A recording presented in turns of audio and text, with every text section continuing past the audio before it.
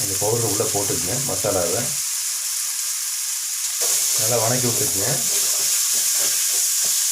தண்ணி பாருங்கள், ஒரு கொஞ்சமாக தண்ணி ஊற்றிக்குங்க. உங்களுக்கு எவ்வளோ தேவையோ அந்தளவுக்கு தண்ணி ஊற்றிக்குங்க.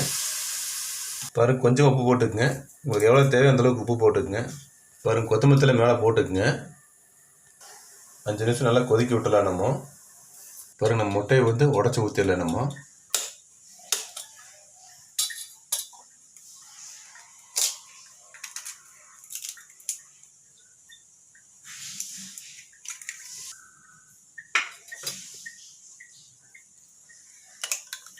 மெதுவாக உடச்சி மெதுவாக ஊற்றிக்கங்க உள்ள.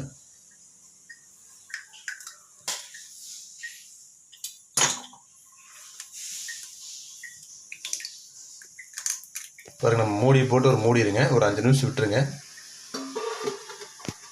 பாருங்கள், நம்ம வந்து மூடி ஓப்பன் பண்ணிடலாம்.